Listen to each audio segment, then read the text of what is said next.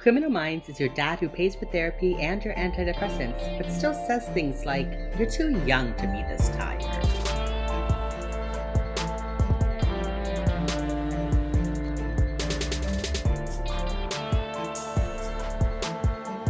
Hey, James. Do you want to record an episode of our very cool new podcast, Wheels Up? B, I would love to record an episode of our new podcast, Wheels Up. It's a Criminal Minds podcast. Yeah, we're hitting this branding real early. This is Wheels Up. It's a Criminal Minds podcast, but they don't actually say Wheels Up in this episode of Criminal Minds, so it feels empty. It does feel empty. It does, doesn't it? It feels weird, right? Think how good it will feel when they say Wheels Up for the first time, though. Oh, it'll be a victory for us. We're putting our cash down right now, and it will increase tenfold. By that, I mean we're putting down $1 now, and when they say Wheels Up, we'll have $10. I'm manifesting that for us, basically. I love that for us. I would love $10. Love a whole $10. Hey, do you want to talk about Criminal Minds, the show that began in 2005? I think that's a great idea. Yes. This is corny as fuck. I do want everybody to know that I am aware that it's corny as fuck. You know, sometimes you just need an intro. We'll get there. This is episode 1. That's valid. And okay. Also, wow. Episode 1 is like a time capsule to 2005. Everything about it screams 2005. It really does. From the lack of female characters in the first episode to the thick-ass laptop. The thick laptop, the AIM chat room that Vic is using. Meeting strangers alone off a Craigslist. How 2005. How 2005? Do you ever think of how people in the 70s always opened up their doors no matter who it was and if they were expecting anyone? How I look at that is how I look at this woman who went to go meet somebody who is selling his car for dirt ass cheap in just the middle of the week. That's how I look at her. I'm like, oh, that's why you got abducted. Yep, tells no one. Just casually heading out to go meet some random stranger as a woman to just do a test drive. Yeah, and this is 2005, so cell phones are they exist, but they're shitty. And you see it when she gets into the car and she's like, oh, hey, you missed my corner. You missed my turn. Just turn around here. You missed that right too. Hey, just turn around. Hey, can you stop the car? And then she just has to sit there. There's nothing else that she can do. She's just there now.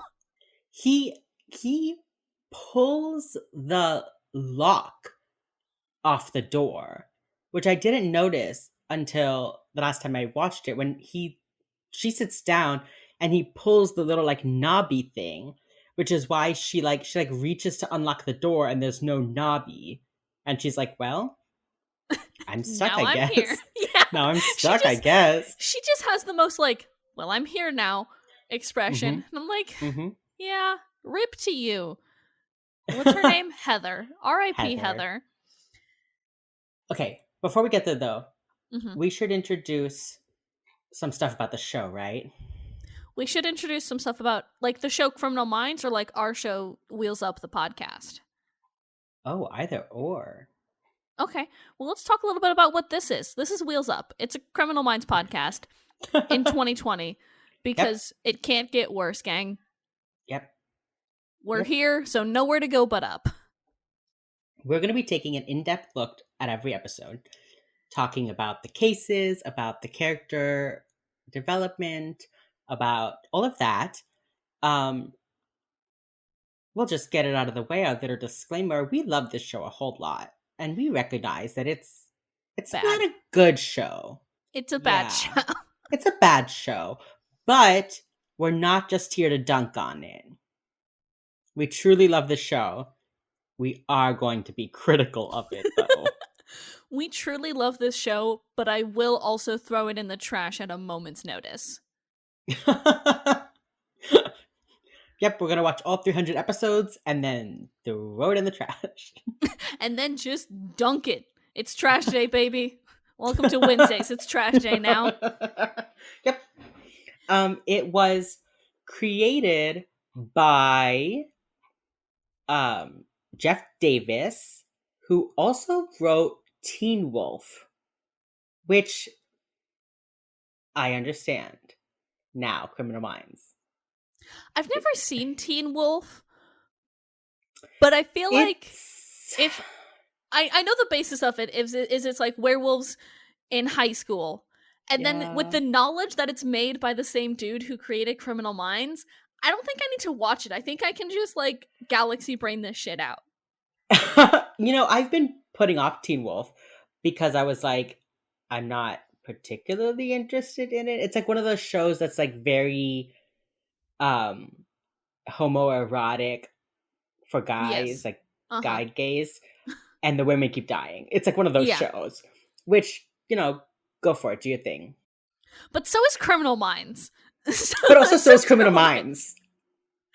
But Criminal Minds does give us a little bit of that gay girl vibe, which makes it, I guess, a little better.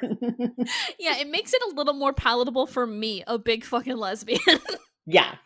As a Like, gay lady type person, it does make it easier to watch. it's like Um the cough medicine that goes down a little bit smoother because it tastes somewhat like cherry. That's Criminal Minds. yeah. Where you're like, ooh, grape flavor, but it tastes nothing like a grape. That's Criminal Yeah. Minds. Yeah. You're like, ooh, cherry cough drops, love this, while you're like hacking up a fucking lung. It's perfect. God, I love Criminal Minds.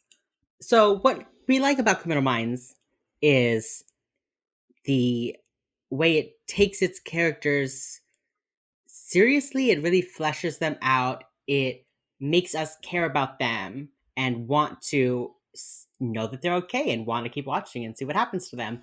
And I also love that the cases are so wild. They're just It's so crazy.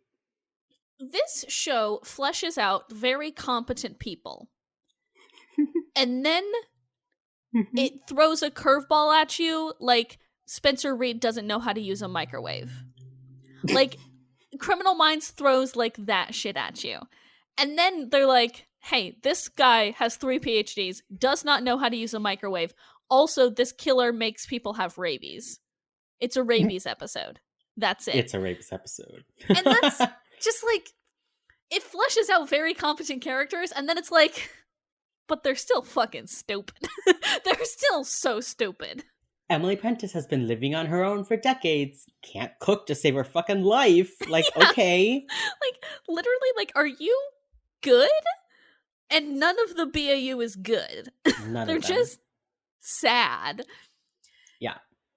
It makes these very relatable, competent people who I can relate to because I am not competent at all. That's just, Yeah. that's the dynamic. It really brings the FBI down to the everyday person's level. But also, fuck the government. Like, But fuck. also fuck the They're also government. cops, so fuck that. Right. But We are definitely team all cops are bad. These just happen to be idiot gay cops these, that we vibe with, I guess. yeah, no, you're correct. All cops are bastards, but these are my bastards. Also, like, all the characters, like, I know they're in the FBI, but they also kind of all hate the FBI. It's really weird, isn't it? They're all like, the government doesn't do this good. Then, Yeah. but why are you still there then? Yeah, I saw somebody describe Hotch as like a libertarian.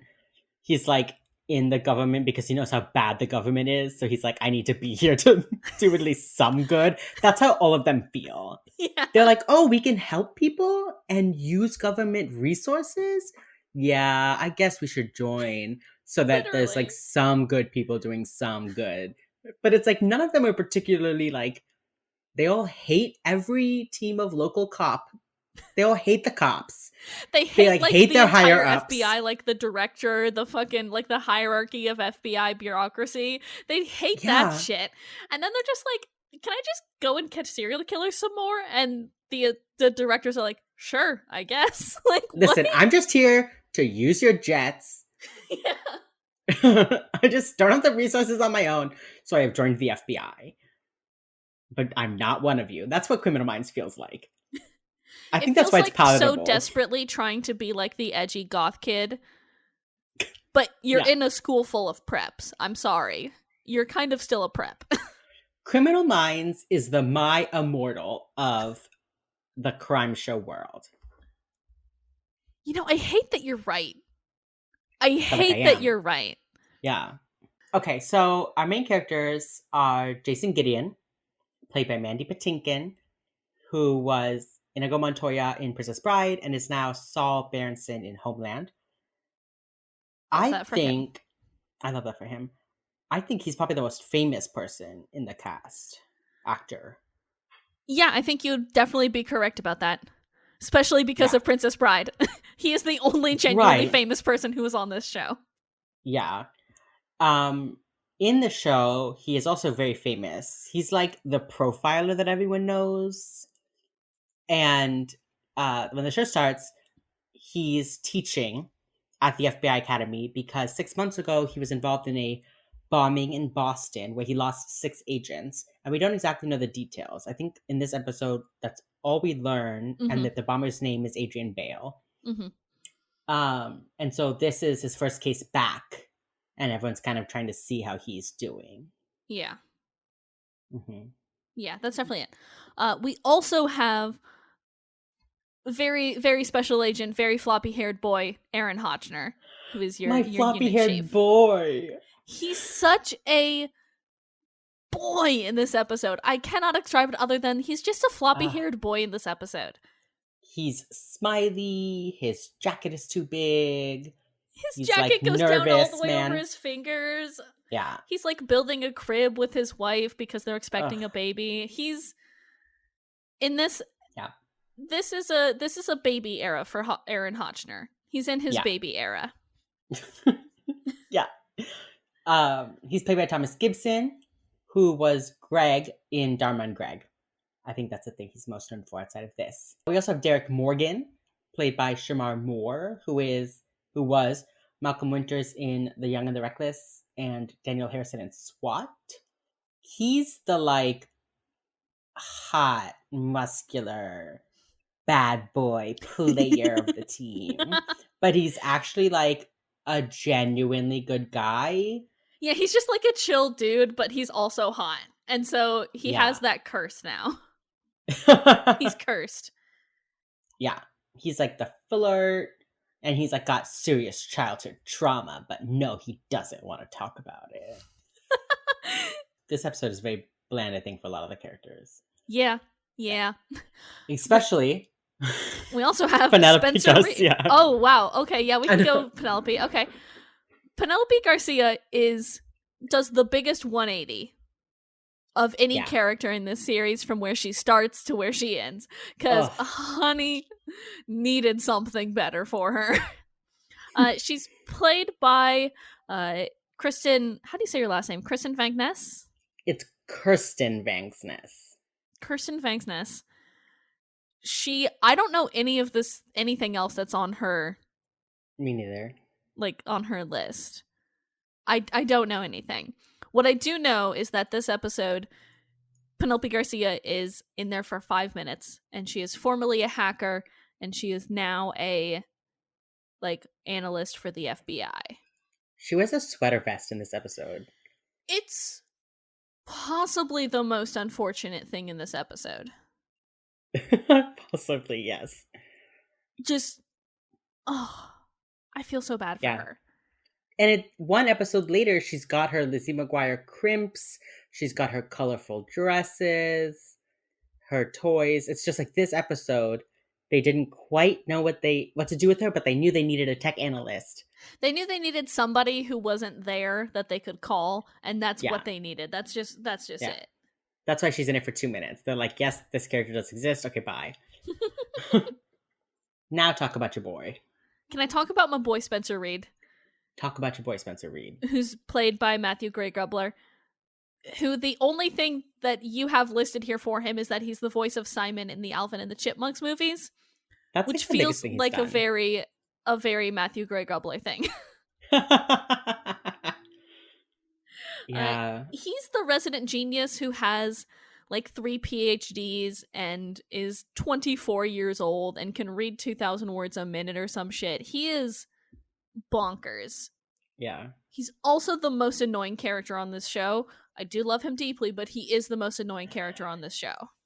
I think that he definitely has the most complex development and growth. Like from episode 1, skinny boy, to like post prison drug addict. Like, He goes on a journey. yeah. The show loves to just like make him go on a journey. Yeah. And then pretend like it didn't happen. Exactly. Yes, Yeah. exactly. Also, in this episode, let's just talk about the one other lady who's in this episode, the love Hmm. of my life, Elle Greenaway. I love her. I love her more than words can describe. Hmm. She's played by Lola Glaudini. I didn't look up how to pronounce her name beforehand. How dare you? I'm. You're gonna learn. I'm not the prepared host of this podcast. Oh, I see. I have come in here 5 minutes ahead of time with a V8 energy drink, had to like, I'm flying by the seat of my fucking pants here, y'all. You will learn. I am not the prepared one here. Yeah. And I'm the one who makes a Google Doc for every episode, writes the case, writes the outline. And you also keep like handwritten notes.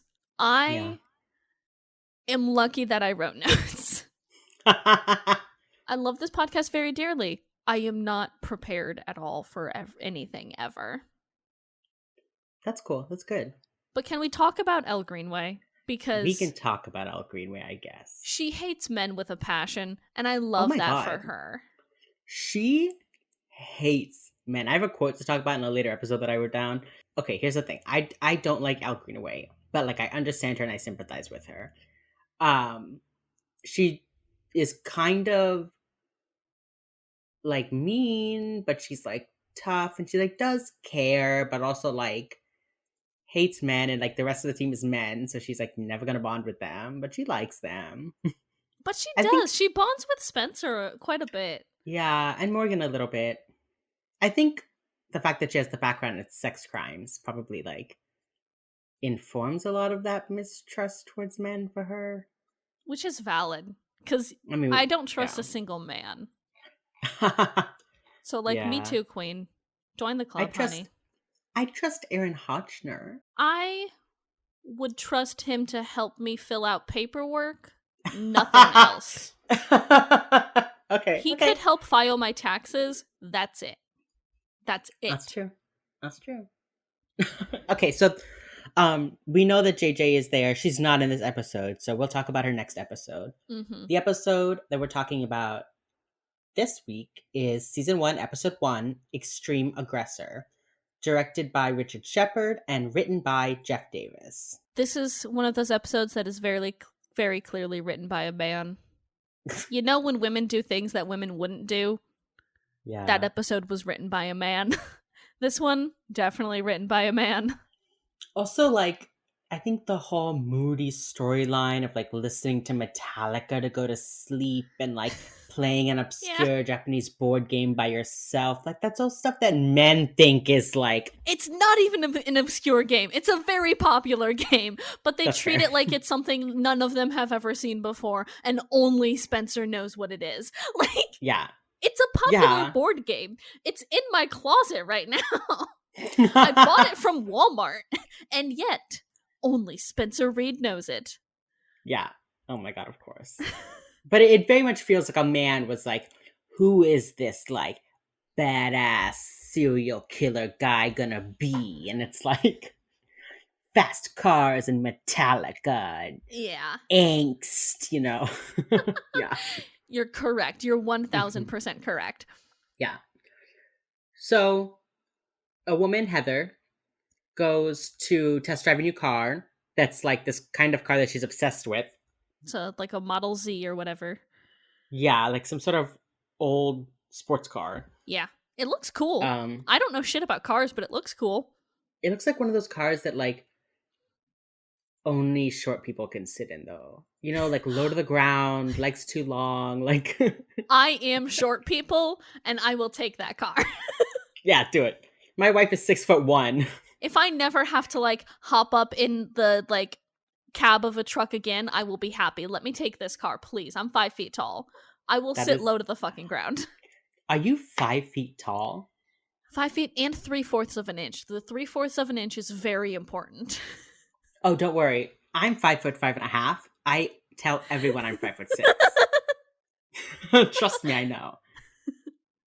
Not that it matters. My wife is 6'1", so I might as well be 5 feet tall. Um. Okay, so while the unsub is driving her home, he takes the lock out of the car, punches her, and knocks her out. He also does that in one hit while he's driving. He just straight up like Yeah! fist horizontal and knocks her out. Yeah, how does that work? That is not how that works, right? He Well, does not like one hit KO her. There is no way. I He mean, looks like one of the punchy robots. There's no force. rock'em sock'em. Exactly. Well, I think, that's supposed to be like a clue when we meet his partner who's like wimpy. Like we're supposed to be like, yo, but that guy like fucking punched her in That the guy fucking face. rocked her shit, and this guy could not lift a 20 pounds. Yeah, yeah. Okay, but like people do like punch and knock people out in one hit. I think it's just the like Yeah, but like the horizontal. angle. Yeah, just like the Yeah. angle to this. Like this wouldn't knock me out. Like this, for this audio experience that we're doing, a punch to my cheek would not knock me out. A punch like directly to my nose or to my face would knock me out. But like to the cheek, I'm just gonna turn my fucking head. Like, bro. Yeah. Yeah, that's wild. Okay, so we find out that he's been dubbed the Seattle Strangler. Love that branding for him. Love it, but I wanted to point this out that in future episodes, it becomes a thing where they try not to name killers. And like if the media has already named a killer, they go out of their way to like get rid of the name, because they don't want to feed into the power. Yeah. But in this episode, they're like, yep, that's a thing. They don't mention it. I wonder if that was something that they updated because the actual like practice. I think that, and also I think that's one of the things that they use JJ's character for a lot, is they use the sort of like media liaison to control the media, and like that's one of the things that they make her do, and that's sort of like a sticking point for her in the first early seasons is like, well, I'm gonna go tell everybody to stop calling this guy the Seattle Strangler, so you all have fun doing the actual work. I'm gonna go make deals with reporters. Like, that's it. Yep. So based on his previous victims, they know they have 36 hours to find her alive. So we got a time crunch. And so this is sort of introduced at Quantico, at the Behavioral Analysis Unit's offices, where Spencer Reed goes down to grab, what the fuck is his name? Jason Gideon. Wow. How am I already forgetting Jason Gideon's name? He goes down to grab Gideon. Gideon's like, okay, cool, like I'll send you some notes while you guys are on the plane. And Hotch is like, no. You're coming with us. You're coming with us. It's like, oh no, my first case back. Oh no. Right, and the assistant director of the FBI tells Hotch to keep an eye on Gideon. See how he is. He might still have PTSD.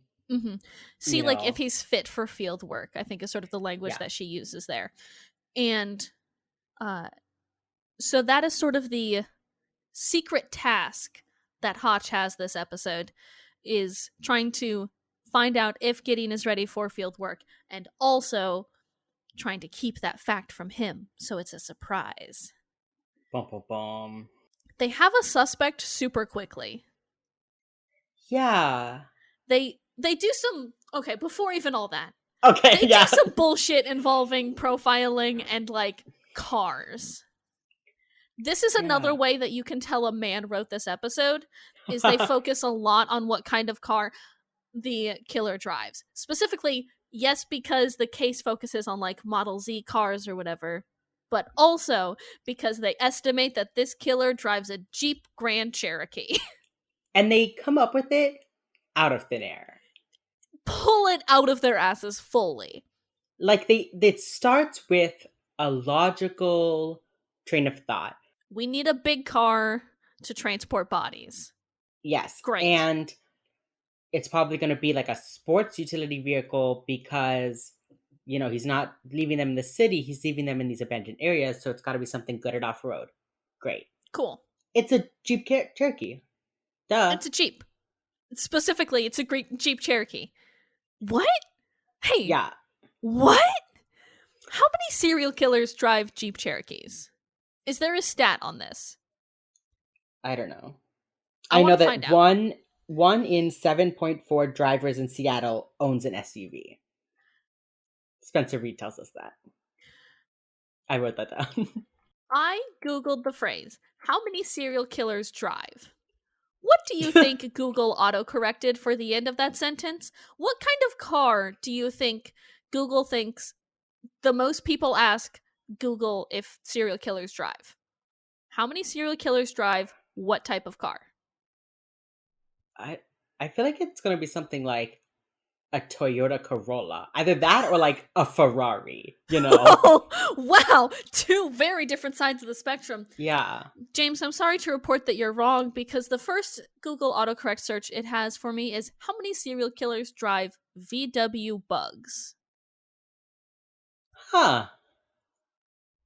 I I've never thought of that as a particularly serial killery kind of car. The other car that it has in here, by the way, I just clicked on this first fucking article from drivetribe.com of Okay. the top 3 cars for serial killers. James, what do you think the top 3 cars for serial killers are? Well, now I want to say one is a VW Bug. Yeah, okay, fair. Uh-huh. um, if I were a serial killer, I'd want like maybe one of those like black Escalades because they look very official. They're big. They got tinted windows. And then the other one would be like I don't know. I do like the SUV Mhm. thought. Like I think that's not incorrect. So I guess I just say like a Jeep, just like Okay. one of those regular Jeeps. No. The fun thing here is that one of your guesses is on this list. Okay. A Toyota Corolla Oh my is god. on the list. Specifically a Toyota Corolla. It's because it is the most nondescript. You look at it and you're like, that's a car. Yes, that's what a car looks like, That's like the stock photo version of a car in my head. If I think of a Like car, I'm like, yeah, Toyota Corolla. when a little kid drives a car, they're driving a Toyota Corolla. The What are the other others? one on here is like a Ford, one of those big like Ford Ecoline vans, one of those like bigger vans, the ones Hmm. that you can like put people in the back of. Things that you see Like a like serial electrical killer. companies go. Yeah.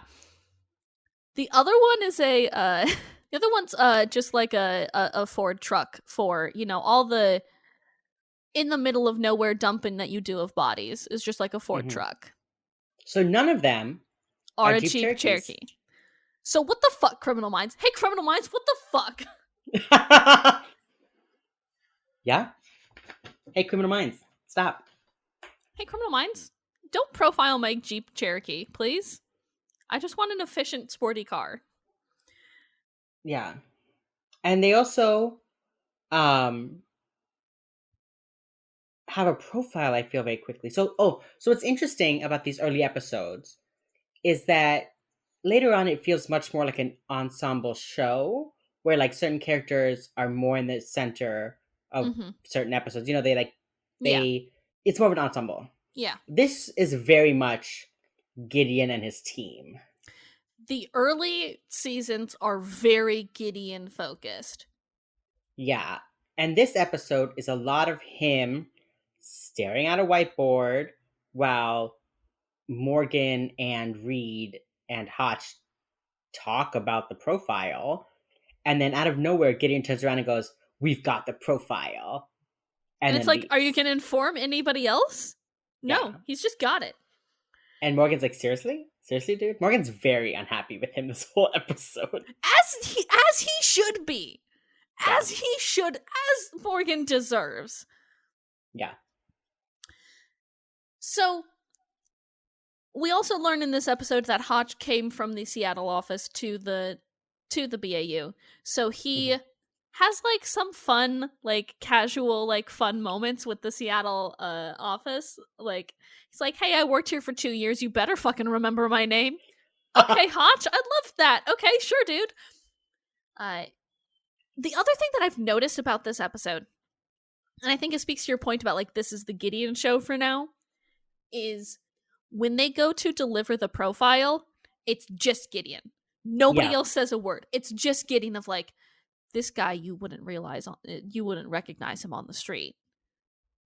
And Like, he's like surrounded by the FBI people. yeah, They're like in a U and he's like in the center and everyone else is off to the side. So yeah. Gideon like really gets to He's in the present this center. profile. Yeah. Yeah. Maybe And that's why I don't like this episode so much, because it's just so many Gideon light bulb moments, and I'm like, I don't love this as a show.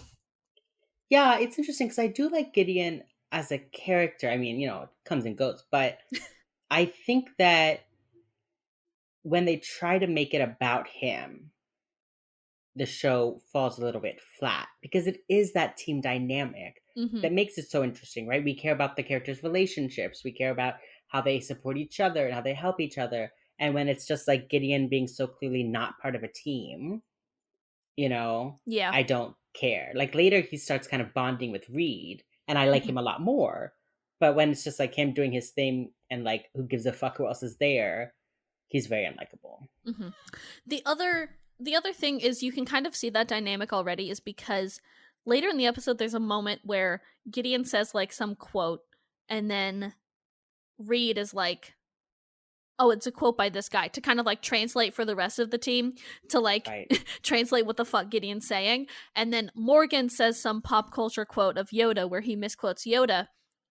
Great job, Morgan. And then Reed in turn has to like translate that to Gideon.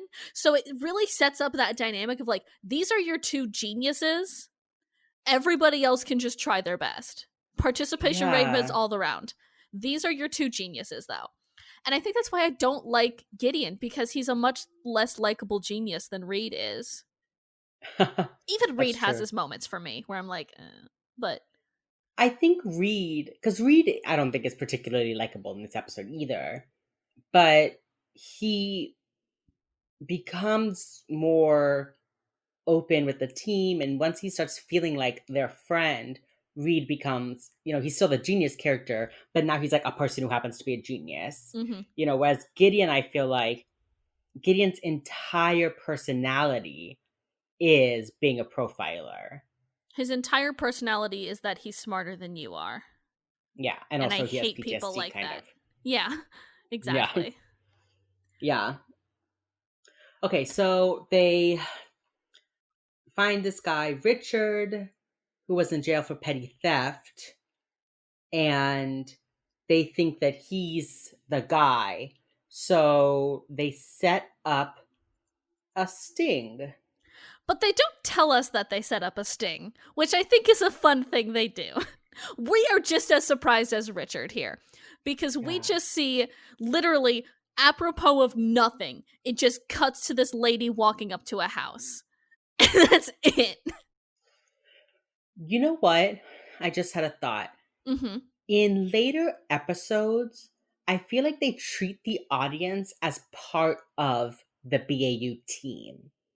When the team is discussing things, they're explaining things, and you feel like you're Mm-hmm. there in the room, part of the process. And so when they do, because they do things like this later on where they don't tell you something is fake or they don't tell you something is a lie, but they do it. And at the same time, other members of the BAU team also think it's real. So when it's revealed, it's a surprise to a character as well as to you.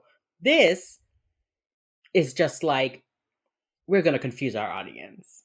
This is just like, hey, do you know women exist? Oh yeah, the first female character in this episode that's not the victim. And we're talking about Elle Greenaway. Elle Greenaway, love of my life. I just like literally it just hard cuts to Elle crossing the street. And Yeah. you're like, who is this? Yeah. At night, alone. Yeah, she walks up to this like normal looking house, and an old lady opens the door, very elderly lady, and there are like children crying in the background. Obviously, wild house that's here right now. Uh, and Elle's like, "Hey, I am house sitting down the street, and when I came back, all the doors were unlocked and the lights won't turn on. Is there somebody who can come look through the house with me?" And you're like, "Ooh, who is this?" You don't know who this is. You don't know this is an FBI agent. You're just like, "Ooh, is she gonna get abducted too? Is this a thing that's gonna happen?" Card cut to Elle and this like shrimpy ass looking dude crossing the street and looking in the house. And then as Richard, shrimpy ass looking dude, is like, "Hey, is anyone here? Anyone home?" The FBI just pours out of every single like hallway in this house, and Elle slaps some fucking cuffs on him. And you're like, "Ooh, Queen, who are you? Let me talk to you." But then she's immediately like needy to Gideon and is all like, see, I did a good job. Hey, But about that opening on your team. she's also like, "I'm not going to send a SWAT team in a house with children." And you're Yeah, like, good for her. "Okay, responsible queen. Love that for you." And then she's like, "Hey, let me join the BAU." And he's like, okay, anyway." And just like leave. Right. And Like, and Morgan pats her on the shoulder and is like, keep trying, and "You'll leaves. get it eventually, honey." Yeah. It was so weird. And that's like, no, Elle is in the rest of the episode. Yeah. She goes with, so here's the thing I don't understand. If she's not on the BAU team, if she's just an FBI agent, how did she get, they don't explain how she gets called into this case. I like, yeah, they just like assume she's this agent who works in Seattle who is now sort of like the agent in charge with the rest of the case, but you also already met the agent in charge at the Seattle office and you I was never just gonna saw Elle. say, So you're like, "Who are you and why?" I didn't even realize that they were telling us she was part of the Seattle team. I was just like, oh, this is the fifth member of the BAU team, and they saved her for this like sneak attack. But then she's like not on the BAU team. But then she goes with Gideon to the jail. And then the next episode, she's just On the part team. of the team. Yeah. Yeah. They're just like, "This is our designated woman." I wish they'd set it up with just like, hey, you're new on the team. And if they wanted the woman thing, they could be like, you're new on the team, you're a woman, and these are all dudes. You got to prove your worth or something. Like, if they wanted that angle, they could have done that. But they didn't. Yes. I forgot that Elle was not part of the team in the first episode until we rewatched this episode. And then she's just And I, there, yeah, and it like was like, what a magic. useless, like introduction to a character. But also, our introduction to Jason Gideon is that he's like super cool genius man. So, like, Sure. Criminal Minds season 1 is not good at introductions, at like introducing people in interesting and fun ways. It's not good at that season 1. Yeah. Yeah. Because like Penelope's introduction feels lackluster. Hotch is building his baby crib. Yeah, it's just like, I love all these people now because I've watched however many fucking years of the show, right? But Yeah. if I had just started with season 1, episode 1, I don't know if I would have kept going on Criminal Minds, honestly. Yeah. It's a real fucking dude party. It's a real dude It's party. a real dude party. The first season, when I started this rewatch, I was at a friend's house and they have one of those fancy like 4K TVs that you can like see people's pores on. And I was watching like episode 1 and it was like so blurry. And I just remember being like, when the fuck did this show come out? I was like, did they film this on like a handheld camcorder? It And then it, literally, like, I know it's 2005. yeah, Cameras were not this bad in 2005. no. I think it's one of those things where when you watch older shows on newer screens, there's Yeah, already distortion. the archival process was not kind to this show because you already have to, like, for example, when you put something out on TV, right? You have to put it to like a certain color setting and it needs to be a certain size and a certain aspect ratio, obviously. That color setting looks like garbage on anything other than like a regular TV played over airwaves, right? Because when you think about it, it's wild that TV works at all because people send pictures through waves in the air and you Hmm. get them on a box in your house.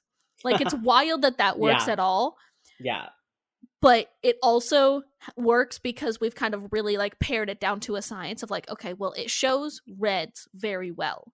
That's yeah. it. It's only good with red colors, right? And so when you watch it again on like a laptop screen, for example, or like a 4K TV, it looks like trash.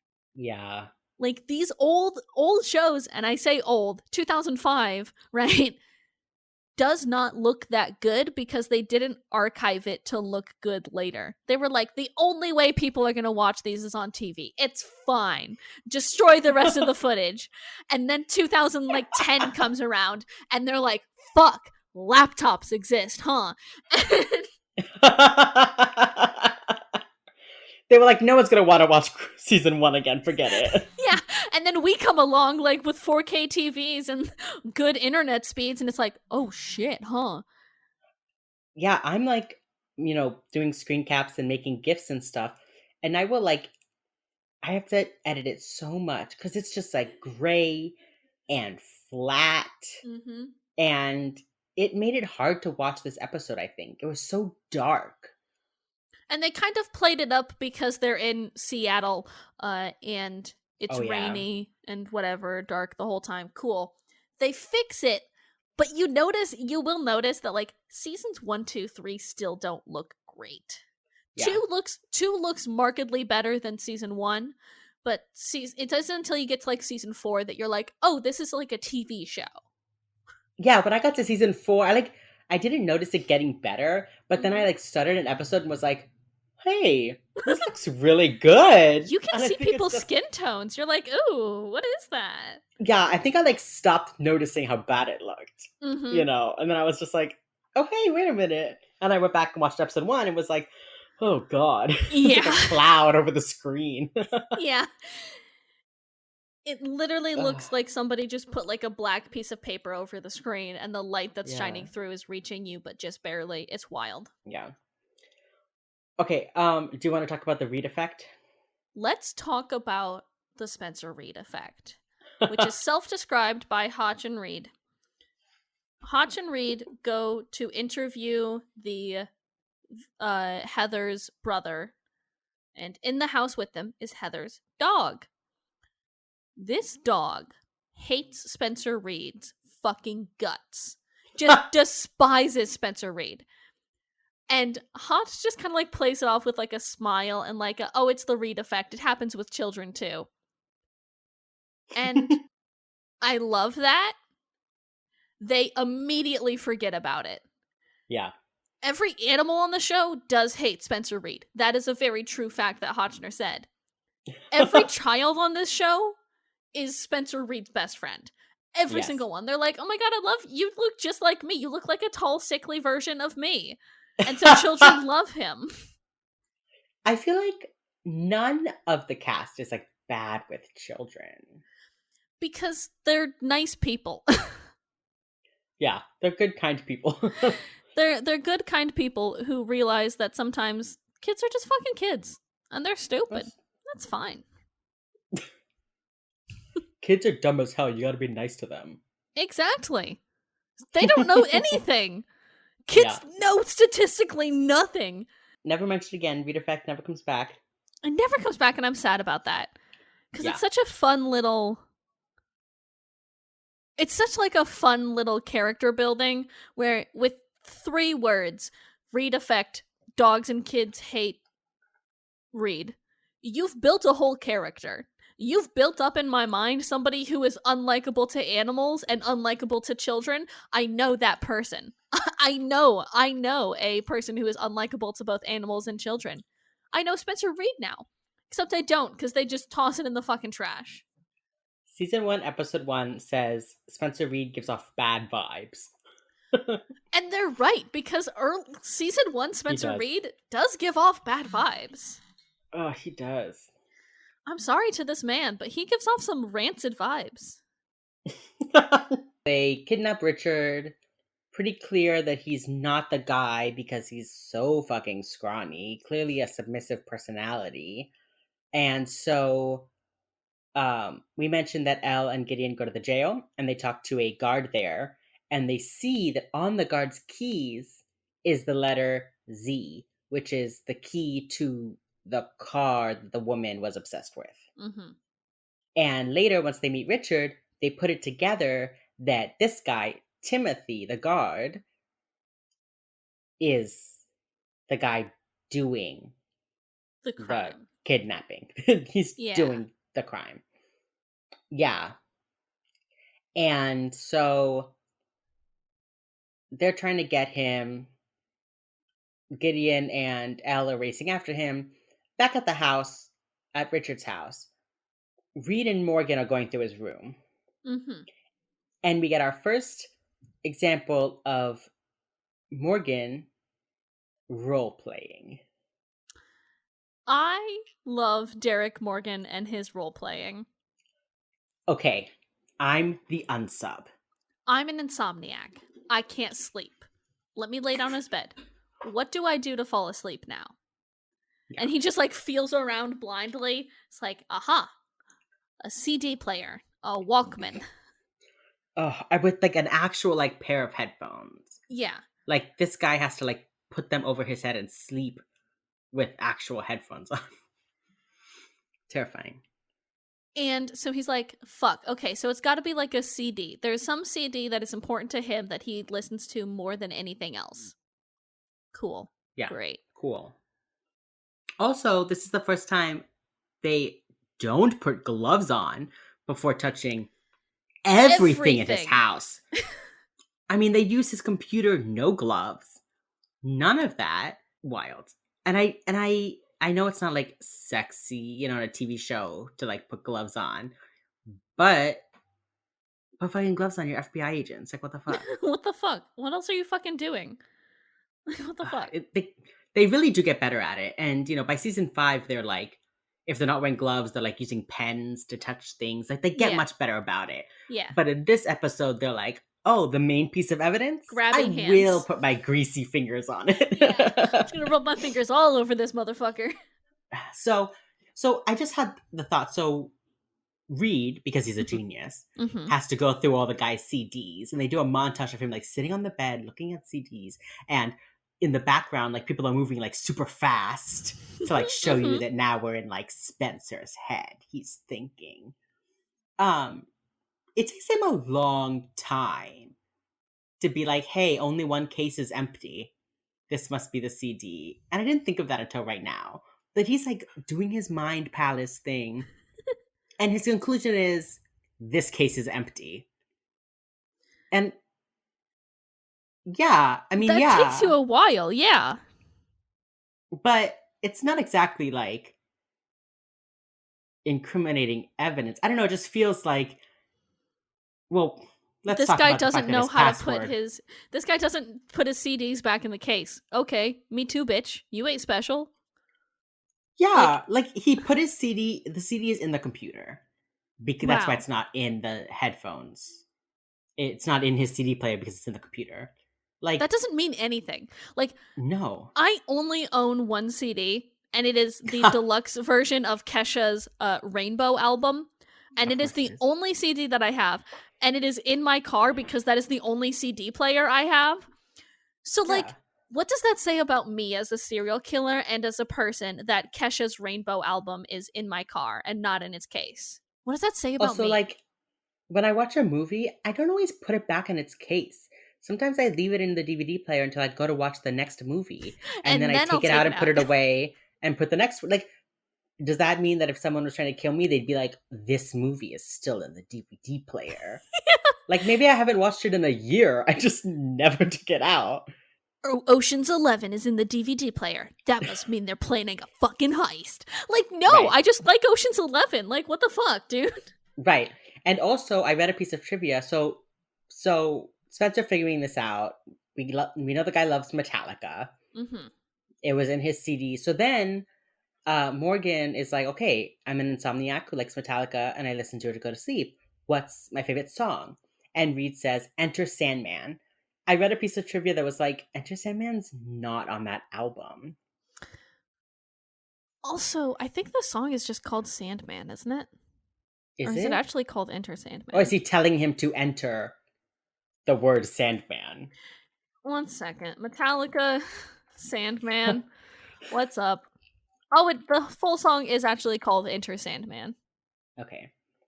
So let's talk about how crazy it is that this is this man's password. Based on the one song that you listen to the most, what is your computer password? James, go. What's your computer password if you have to base it off the song that you listen to the most? Recently, it's the song called Undrunk by Fletcher that is an incredible Gemily song. It's Okay, number one on my Emily and JJ playlist. what? So, like, if you like a song as much Yeah. as you like Undrunk by Fletcher, Mm. why would you make your password just the title of the song? Also, if on your computer is a live feed to a woman in a cage, why are you not using a stronger password? As Enter Sandman. Like, bro? Like, why is your What? password not like a series of numbers and symbols? Why does your password not have any numbers or special characters in it? Why do you have what's the name of that lock? Like Deadbolt Defense? Right. Why do you have Deadbolt Defense, the strongest security system on the planet that Penelope Garcia can't crack? And then your password is just the name of your favorite song. Like, Not even adding a 1, 2, 3 at the end. Like, Jesus Christ, dude. like Really? the E and the S should be capitalized. The A should be an at sign. The E should be a three. Like, there should be an underscore in there. Like, I don't. Okay. I mean, I guess we should go back to a point that this is 2005. That is also true. That's what I was just about to say. This is 2005. Nobody had a good password in 2005. Remember when they started Yeah. asking people to put a number in their password and how many people's just like brains broke because of that? Yeah. But also, Uh, how did the best security system on the planet, Deadbolt Defense, just let you put in the word Sandman as your password? I feel like the right. strongest security system on the planet should be like, please put a number, any number. Enter, here, not one password, 2 passwords. Yeah. A But secret no. question. Like, Yeah. What's your birthday? What's your mom's maiden name? What was the name of your high school mascot? that guy was poor as hell. How expensive do you think a security system like that is? Oh my god. Like fucking McAfee ad blockers $100 a month.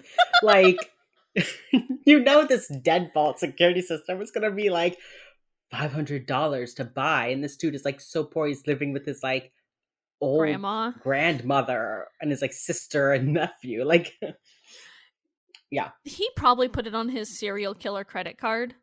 You know they have unlimited funds. He read in the back of Villain Weekly that there's a discount code. Use discount I love killing people to get 20% off of Deadbolt Yeah. Defense. Hey guys, welcome to my villain channel. Here, I'm going to show you some Affiliate link fun in the hacks. description. Buy things off my Amazon wish list. Okay. I'll get 10%, you'll get 10%. It'll be great. Everybody wins. Jesus. But it was 2005. YouTube didn't even exist in 2005. God. Okay, so they get in the computer. And I don't know if it's like already up or if they just start clicking files. I think But they just start clicking things randomly. Yeah, It's of course Derek they do. Morgan. He just starts clicking things. He's like, oh, hey. Also, the guy just has like a video clip on his desktop. Like, it's not even in like a folder. There's like a shortcut to it on his desktop. Literally, like the webcam viewing program is just like there. Yeah. Like if you're a fucking killer, really? You just leave that Yeah. up? Yeah. So they look at the video.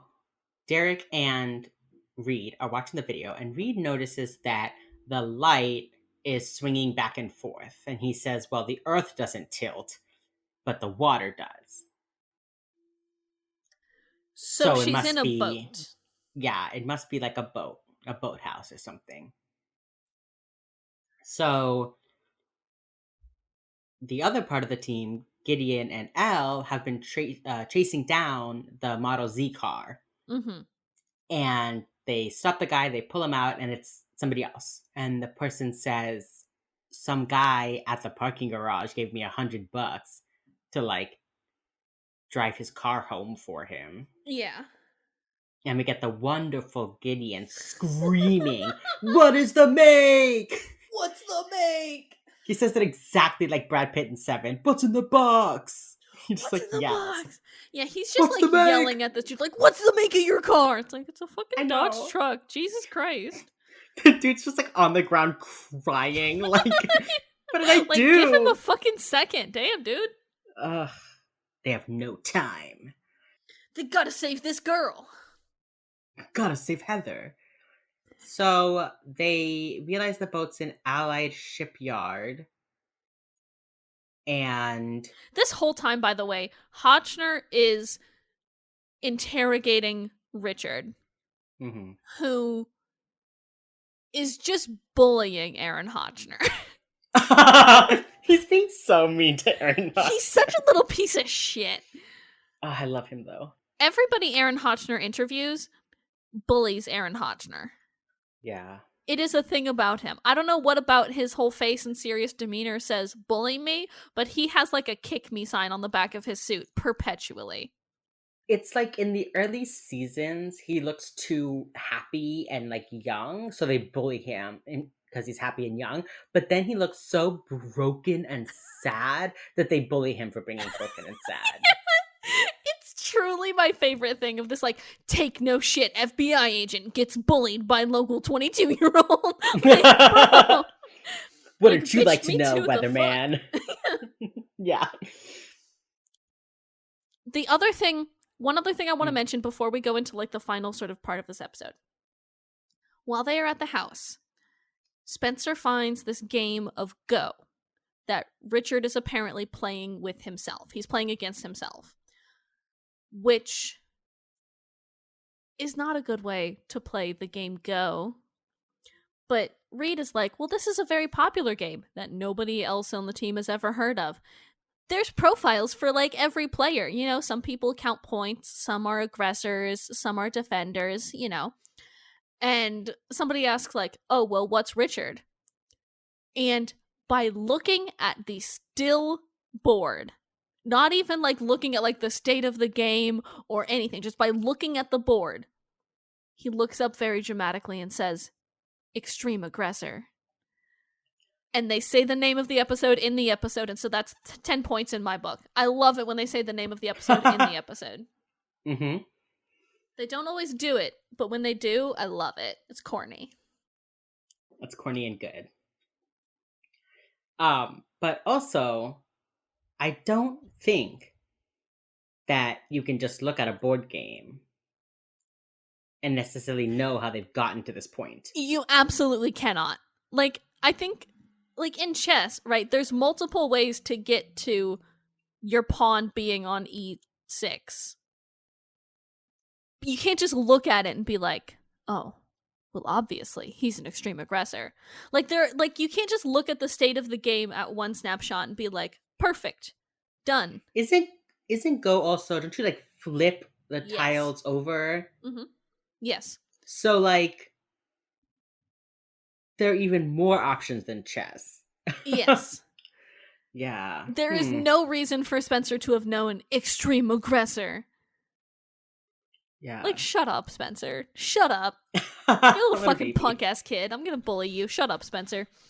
He's wearing like a red striped polo shirt and he looks so small. He is wearing clothes that are at least 3 sizes too big for him. Yeah. Yeah.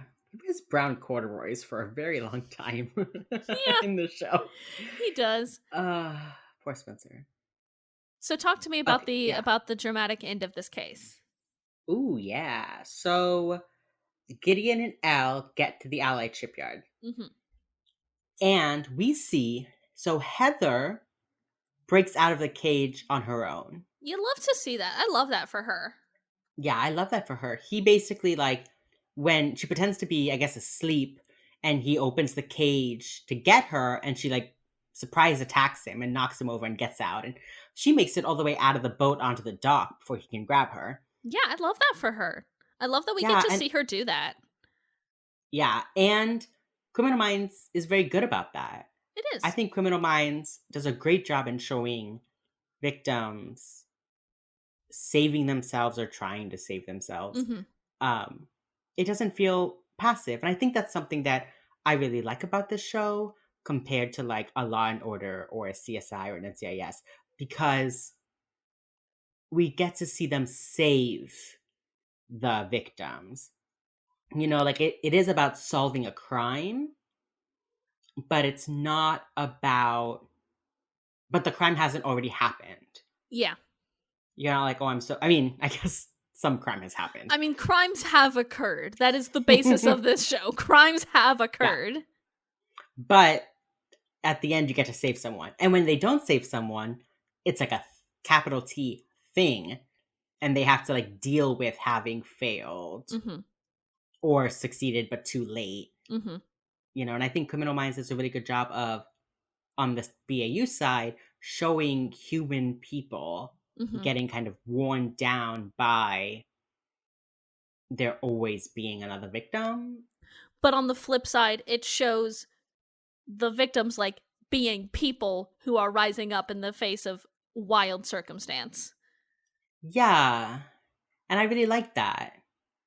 It is. It It's definitely, nice. I think this show shows a lot of like, not to get too meta here, but it does show human nature in a very good way of like, if you're already trapped in a fucking boat with a dude who's trying to murder you, you're gonna do some shit.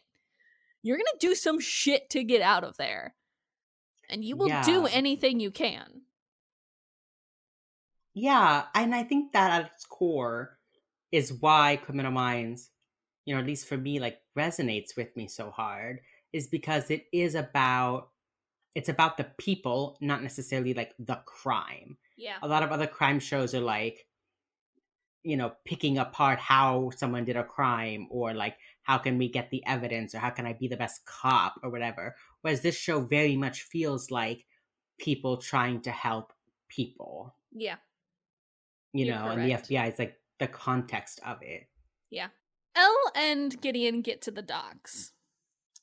Some shit occurs. Some shit does occur. Some shit We get the happens. best pun, we get the best joke. Gideon starts, Just bullying this guy. oh yeah. Heather has escaped. Timothy has grabbed her, holding a gun to her head, and she's of course terrified. Mhm. Poor girl, woman. And Gideon starts verbally beating the shit out of this man. Gideon is like, "Oh, can't get it up." What did the girls in high school call you? Tiny Tim? His name's Timothy. Tiny Tim. And I Literally. Mwah! Chef's kiss. Thank you for just absolutely bullying like this unsub. Like, fuck yeah, bully these guys, which is something I Yeah, feel like shows don't do enough. Like, just yeah. bully a motherfucker. Who gives a shit? we He's already committed see crimes. we see in a lot of the episodes the team being straight up mean to these serial killers, and they're like, "You can't talk to me that way." And Emily Prentice would be like, "Fuck you," or Derek Morgan is like, Derek Morgan grabs him and goes, "You shut the fuck up and get in the fucking car." It's Literally, like, like, they're like, "You can't talk to me like that." He's like, "Why the fuck not? Why the fuck can't I do this? You murdered 7 people this week, Jeffrey. I'm gonna call you a fucking dumbass if I think you're a fucking dumbass. You murdered a bunch of people, dude. Like, why can't yeah, I talk to you this way?" yeah, it's good. So, Tim goes and Gideon also is just like, "Shoot me. Just fucking shoot me, dude. I don't give a fuck. Yeah, Shoot me, bud. Go for it, Tiny Tim. You small-dicked asshole." And then Tim, like, goes to, like, raises his gun to, like, try and shoot Gideon. I think he gets off a shot. And then Elle just, like, done. This guy is yeah. toast. He is out of there. Timothy gets shot by Elle. Gideon gets, like, shot in the arm, I think. And Heather is saved. She's saved. Elle goes and hugs her.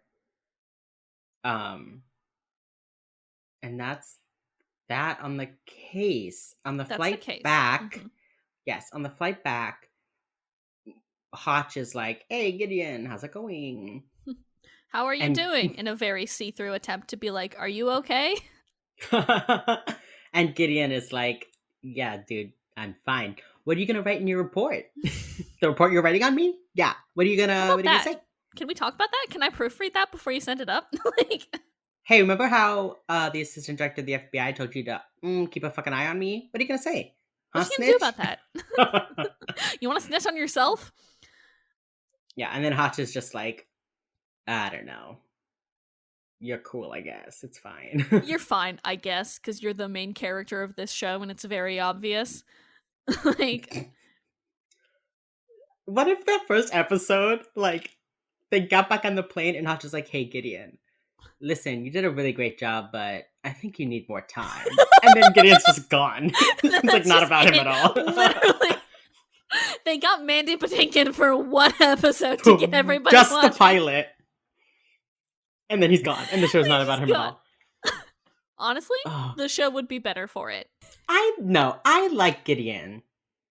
I know you do. There are some scenes. I think Gideon is a good tool for the writers in the first season because he does have that knowledge and experience and training. So it makes sense for the other younger members of the team to be like, "Hey, Gideon, tell us how this works or tell us how that works."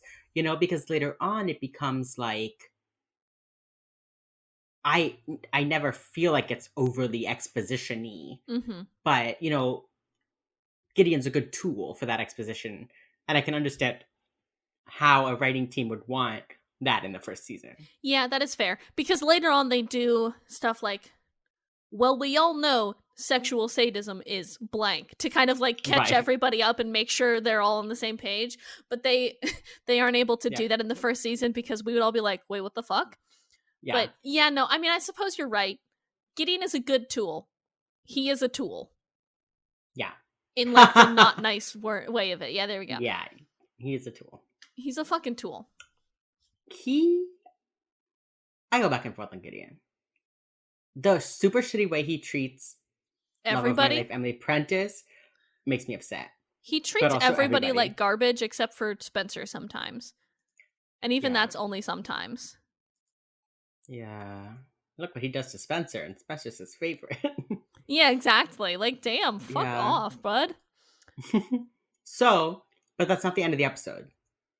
Mm-hmm. The episode ends with Gideon at a gas station. Okay, so we need to The backtrack. show treats Gideon like he is a gift from God. And I'm like, he's just a dude. It just makes me laugh so fucking hard. Continue. Sorry, backtrack. The show is like, y'all, this is Mandy Patinkin. Like, it treats Gideon like he's Mandy Patinkin, Yeah, you know? yeah. You're correct. You're correct. Um, okay, so backtracking to the beginning of the episode, we said that Gideon was teaching a class at the FBI Academy. He is telling the students about a case that he solved, which was the footpath killer Mm-hmm. who had a stutter. And there's a thing, and it goes on until the next episode too, of like, how did Gideon know why the footpath killer stutters? And at the beginning of the show, he's saying, we knew he would drive an old truck. We knew he works like a blue collar job that doesn't require any education. We know that he's a coward and we know that he stutters. So, end of the episode, Gideon's at a gas station. They don't give any context for like time period. Yeah, You like know, he's like, just there. yeah, you could think that like he's solved the case and now he's driving elsewhere. So he's at a gas station. I've said that like 4 times now. And he's walking inside and he picks up like a Butterfinger and goes to the counter and is like, yeah, I'm going to buy this. Puts it down, looks up. The guy staring back at him is the creepiest man He I've ever looks seen in my so life. creepy. Greasy, huge eyes, trembling. And behind him are a bunch of Polaroid pictures of close ups of faces, like the way that someone who might steal from your shop, you take a picture, put them up. This is the wall of shame. Yes, It's the bad check. The people who write bad checks. right, exactly. And so Gideon like puts the candy bar down and the guy stutters the amount of money he owes him or whatever. Gideon's like, huh, interesting. And like looks over his shoulder out the window and sees an old truck. Huh. Interesting. And then turns back to the guy. And when Gideon like pays him, gets the change back, and then he goes to put his wallet back in his pocket. And the guy sees his gun. Ooh. And despite the fact that they're like in the wilderness, and I feel like people in the like a white guy in the middle of nowhere walking into a convenience store with a gun. It's like not alarming. I mean, it is because white guy walking into a store with a gun, but like Right. it's not something that you would see and you would be like, oh, that's out of place. Right. Maybe it's just because I'm from Iowa, but like that's not super out of place. I mean, I would be nervous that there's like this man with a gun, but I also wouldn't be like, wow, a man with a gun in the woods, you know? Shocking. Never been seen Yeah. before. Anyway, there's this very tense moment where it just zooms in and zooms in and zooms in on Gideon's eyes. And then it just cuts away and he's like, okay, bye. And he gets his candy bar and he walks outside. Later. Later, bye. And you're like, oh, he knows something. Like they make it very clear that something is happening. And then he leaves and it turns into slow mo. And as the end of episode music starts playing, slow mo. Gideon looks up and right above the gas machine, there's a shiny metal plate. Sorry, the And in the gas machine? The gas the pump? Yeah, the Right, gas okay. pump. I forgot and I was trying to be all cool and roll with it. It's fine. The gas pump. Right above the gas pump is a shiny metal plate. Gideon looks in it, and you see the guy walking out of the convenience store with like a shotgun, and he holds it up and goes like, and points it at Gideon, and then it just goes, boom, zoom in on Gideon's eyes. End of episode. And like, what the fuck? Like, season 1.5, I'd say, of Criminal Minds takes itself very, very seriously. and I don't know if that's a good thing. Like, on the one hand, I think if they'd started it as a comedy, especially like about serial killers in 2005, you know, as a comedy, I think it wouldn't have gone over well. Mm-hmm. But But at the this same dramatic ass time, zoom in is as close to a laugh out loud comedy moment you are gonna get in Criminal Minds, though. So it's like they're doing it, but they're like, this is very serious. And you're like, okay, but you just zoomed in on his face really dramatically? Is that supposed to be serious? Or like, yes, this is very serious. But it's not. Full as a comedy. it's like the people who always laugh at Law and Order for how ridiculous it is were then hired to make a serious cop show. And so Yeah, they were like, I mean, I guess we should do the things that like cop dramas do, but they think it's ridiculous. And so the show you're just like, what? Also, this is the area of Criminal Minds, the era of Criminal Minds where they will hold up a picture and the camera will slowly zoom in on the picture and then through the picture and we are at the location. That's their scene transitions. that's their one scene transition. It's that and a Yeah. hard cut. That's it. That's it. And like, I get it. I get it. You only knew two of the ways to transition in Adobe Premiere. That's fine. I'm glad we didn't get any like gradient wipes or whatever, but like it's just kind of wild to me. It's just so funny. Can you imagine Criminal Minds with like Star Wars circle swipes? It is all I want in this world is for somebody to edit Criminal Minds with like Star Wars circle wipes and like ridiculous transitions. It is all I want. Oh my god. Every scene starts with like a faint flute. Exactly. The faint flute is how you know that you're in a new scene. Come on. Hey, James, Yeah. what do you rank this episode? If you have to rank it on a scale of 1 to 10, what do you rank this episode? I would give this episode a 6. A 6. Better than middle of the road. Yeah, I feel like, it's a little weird, but, I liked the characters immediately. Well, I didn't like Derek Morgan immediately, Mm-hmm. but he becomes very likable next episode, so it's fine. Um, I I like the characters immediately. I want to see more. It makes me root for the show, Mm-hmm. Mm-hmm. and Mm-hmm. when I pick out if I want to watch a random episode, I'm not going to put on season 1, but I'm never like upset when I rewatch the show and I have to watch episode 1. Yeah. What about you? What do you rank this episode, B? I think I'm gonna give it a 4. Actually, Mm-hmm. no, that's too harsh. I'm gonna give it a 5. Totally middle of the Firmly, road. firmly middle of the road. Mm-hmm. We also get that thing where they like transition to like where the guy is walking, where they green screen Mandy Patinkin in on like the street where the guy is walking Yes. They do that with all the time. every profile in this first season. And they don't stop. Like first season, sure they do it with every profile. Second season they do it less, sure. They don't stop. No, but they figure out how to do it in a way that isn't so Obnoxious. terrible. Yeah. Like season 1, it's literally like I'm standing in front of a green screen of a whiteboard, and now I'm standing in front of a green screen of a forest. Whereas later, one of them will like turn the corner, or someone will bump into them, and when they turn around, they're on the scene. They do Yeah. better. They hide it better.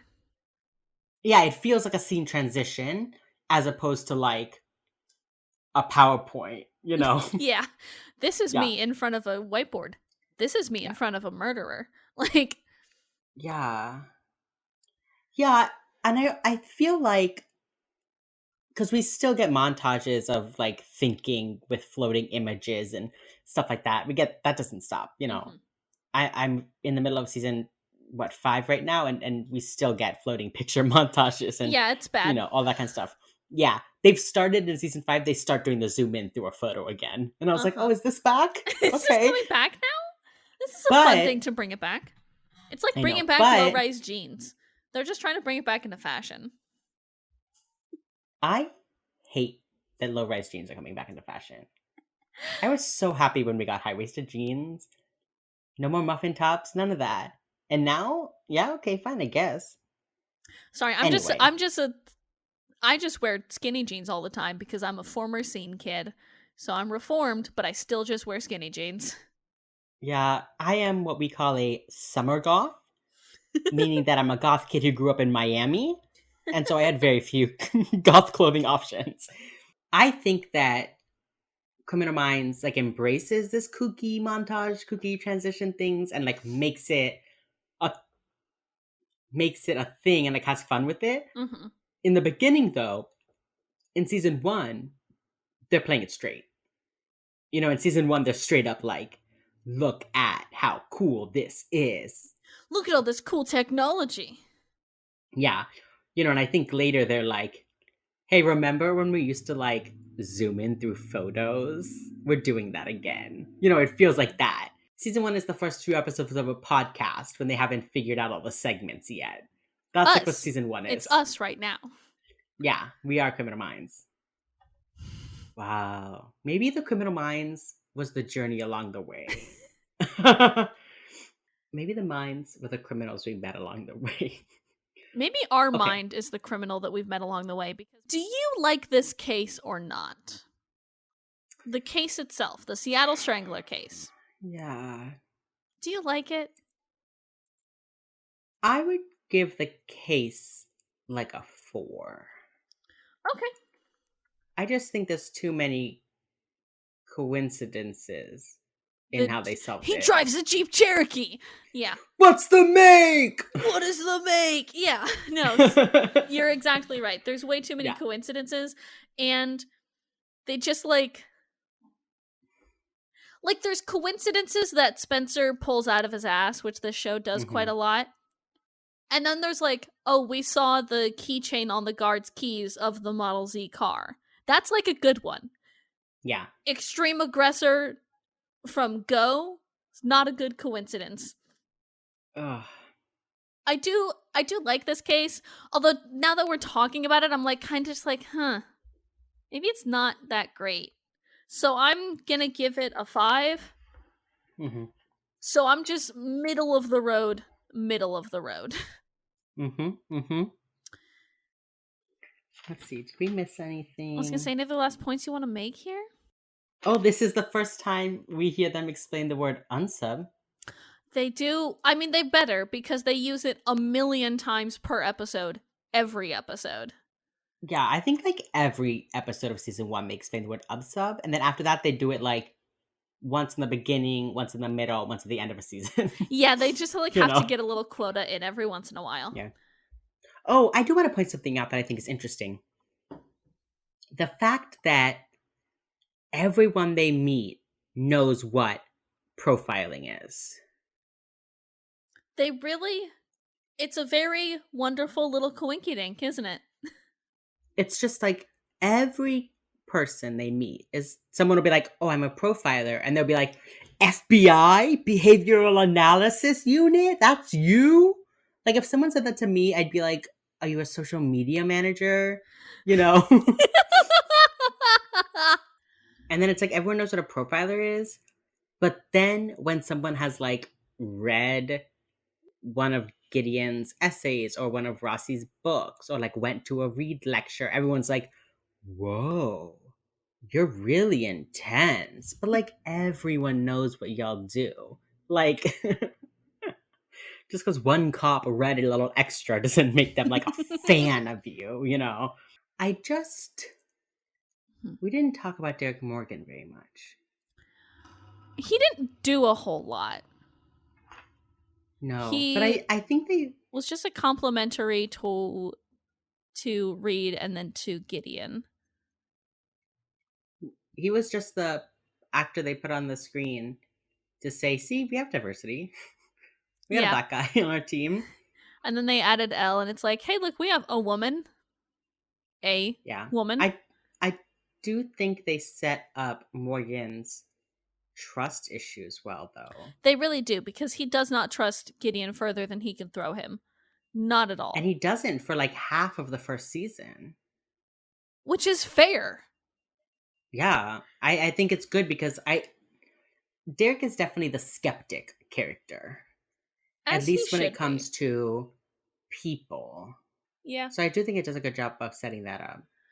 And he's always like, Gideon has PTSD. And everybody else is like, we know. Thank you for saying that, Morgan. Thank you for Yeah, we being the know. audience in this case. Yeah, I was just gonna say, like, he's definitely like me when Gideon's like, we've got a profile, and then just fucking like bolts out of the room. And he's like, And Morgan's what like, the dude, fuck? what the fuck? Since when? Yeah, Since when do we have a that was like profile? literally me. Yeah. That was me. So that's it for this episode of Wheels Up, y'all. Join us back here every other Wednesday for more episodes of Criminal Minds and more episodes of Wheels Up, your new favorite podcast. We are also on Twitter and Instagram at Wheels Up Pod, and then we are on YouTube at Wheels Up Podcast. Follow us everywhere fine podcasts are sold. Yeah. And let us know what you think. This is our first episode, and we'd love to hear back from you. Any and all feedback would be super great. Okay. Yeah. That's it for this episode. We don't have like an outro. Wait, I was gonna say more. We were gonna do quotes, remember? Oh, right. Yeah, go for it. This podcast is not very well planned. What's up? I just kind of go. As Derek Morgan says, Yoda says, try not, do or do not. Thank you. Which is also just like an incorrect quote. Like, I do have to, like, I will fade out on that